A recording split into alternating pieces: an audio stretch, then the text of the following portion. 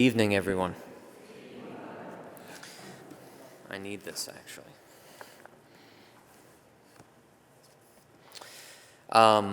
In the scriptures this weekend, it's very fitting actually that the church gives these to us at this time of an election in the United States of America. The scriptures this weekend are all speaking to us about this, that civil authority and those who have power on earth, ultimately, that power is only given to them as a gift from God. And so they will be judged in accordance with the power that has been entrusted to them. In the first reading, we have King Cyrus, who is a Persian king. He's a pagan. It popped every time. Sorry, I'll stop saying that. He's an evil man who's done many, many evil things, killed bunches of people. And yet, God is speaking through the prophet Isaiah saying, Cyrus, I gave you all of your power. The fact that kings tremble at your power throughout the whole world is because I have allowed that to be the case for you.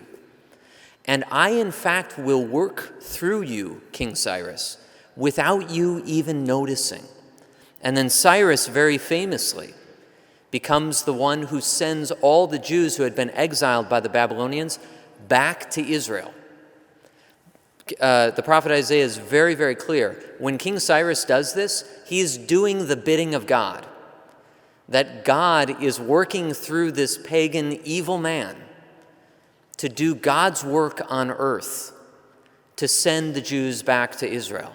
So even though Cyrus seemingly is powerful, and at the time, if we had been standing in the court of Cyrus, we would have been blown away and trembling probably, nearly falling down because of the sheer amount of power that this man wielded on earth. And yet it's nothing compared to God, because God is the one who gives him this power. And then likewise in the gospel, we have the famous reading of the coin, them asking Jesus, should we pay the census tax or not? And he says, give me a coin. Whose image is on it? Oh, it's Caesar's. Then give to Caesar what's Caesar's, and give to God what is God's. And what Jesus is clearly saying is, allow Caesar to do his thing, because it's no contradiction to what we're doing here in the temple. The reason they asked him that is because Caesar also was an evil man. He was very powerful, very successful, built up the Roman Empire, but was also an evil man who had unjustly killed many, many people. And the Jewish scribes were trying to trick Jesus and trap him and ask him an impossible question, saying, should we support this evil man? Can we support this evil man? And Jesus is saying, go ahead and support the civil authority. Do what it is that you need to do, but continue to worship God, because ultimately God is in charge.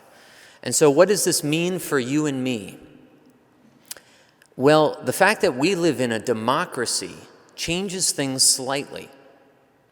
In a small way, it's like all of us in this room are slightly kings and queens in a civil realm. Because whenever we cast our vote, we are participating in that power that God has delegated to humans on earth. In the age of Christ and in the age of the prophet Isaiah, that was not the case. The king was the king. The queen was the queen. There wasn't much you could do about it when you were being ruled by them. But now it's as if that power that God has entrusted to man to rule himself has been diffused to you and I as well. Which is why you and I should, in a very small way, just as if we were King Cyrus or Emperor Caesar, approach the voting box with a bit of fear and trembling. Because the power that God has entrusted to man to govern himself, that he allows man to have to govern himself, has been diffused in a tiny way to you and me. And it's different in a democracy, because once we vote for the person, we can't control them anymore. Then they do what they do. which is quite evident. We see in all of the politicians running for president, for example, right now, we see both potentially their strengths and their many flaws in all of these days. And so it's an imperfect system. And yet, God is reminding us this weekend that as we go to cast our own votes, that ultimately God is the king of the universe. Ultimately, God can work through imperfect instruments, just like he did with King Cyrus, who was an evil man, and yet God was able to do his bidding through King Cyrus. And yet, insofar as you and I share the power of governance, we need to understand that that power is given to you and me from God. So that when we go into the voting booth, it's not the biggest thing that we'll do in our life, but it's not the smallest either. And that our vote means something insofar as the information we've been given about the people that we're voting on. What do they stand for? What do they support? Do they support the things that are the most important? Clearly that would be, the most important things would be the fact that we're able to live freely and worship God. And secondarily to that, to respect all of those in our society. And so living freely and worshiping God has to do with that inherent fundamental right to life and the right to a freedom of worship. And so if these are the most important things, that as we go into the voting booth, we should be thinking in that order, simply because God has given us a bit of his power to wield and exercise in this country, in the voting booth.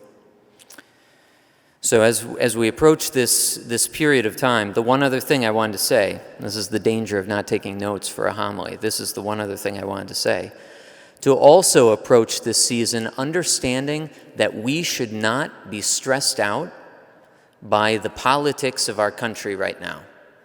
Because if God can work through King Cyrus, who was an evil, evil man, and can work through Emperor Caesar, who at the time seemed like the greatest, most powerful man on earth, he can work through any instrument.